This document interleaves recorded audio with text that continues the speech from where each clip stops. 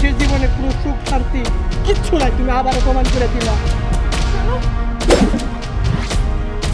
আমার মাল্লা কেন? ছি, আমার সংসার ভেঙে চুরে ছারখার হয়ে গেল। তোমারে কতবার কইলাম এই ফাঁকা মাঠে গোল দিতে আমার ভালো লাগবে না, চলো রুমের ভিতরে যাই। তুমি তো কিছুই বুঝতেছো না। আরে এই বাড়িতে কি আমি ছাড়া আর কেউ আছে নাকি? এই বাড়ি আমার, ঘর আমার, মানুষটাও আমার।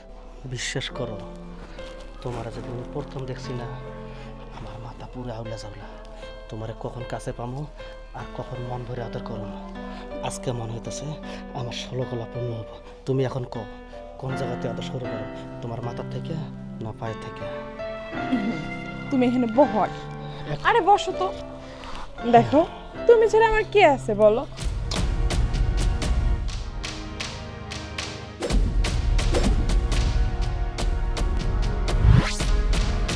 আমার স্বামী। স্বাগতা, তুমি এই কাজটা কেমনে করতে পারলা? আমার এই ঝড়লতার সুযোগ নিয়ে তুমি এই কাজটা তুমি কেমনে করতে পারলা?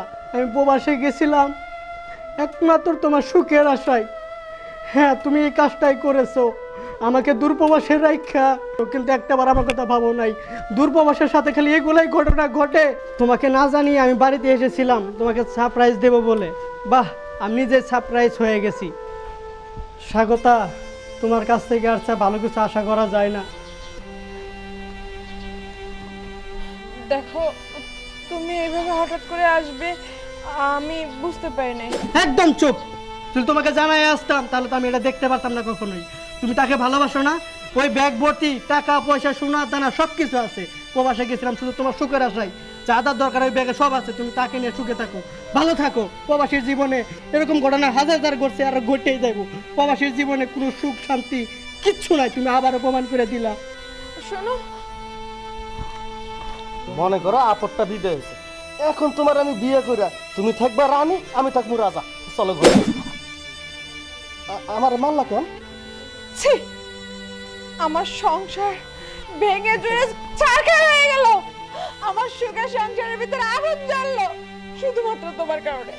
তুমি আমার ফাসলাইয়া আমার আবেগ নিয়ে চিনিমিনি খেলছো। আমার দেবতার মতো স্বামীটার আমি দিনের পর দিন ঠকাইছি। আমি একটা প্রবাসী বউ হইয়া আমি আমার প্রবাসী স্বামীর একটু বিন্দু মাত্র কষ্ট বোঝার চেষ্টা করি নাই। আমি পরকীয়ায় লিপ্ত হয়েছি। আমি খারাপ। আমার মতো নারীর এই সমাজে বাইসে থাকার কোনো অধিকার নাই। সবকিছু হয়েছে তোমার জন্য।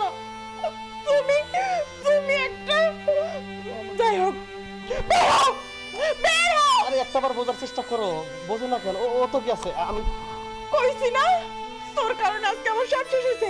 তোর এই মুখটা নিয়ে আর কোনোদিন আমার চোখের সামনে আসবি না। আমি একলাই থাকো।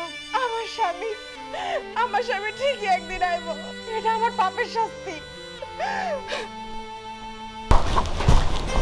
আরে শান্তি হলো আমার আমো গেল চালাবে। সালাম ভাবছে তুমি কতদিন পরে আর কি তোর বউ লাগা মজা মাস্তি করে টাকা পয়সা যা আছে সব নেমে দিতে হইতাম। এখন আমার একটা হলো না, নাকি করে থাকলে আমার ভেজা আছে। আমি যাই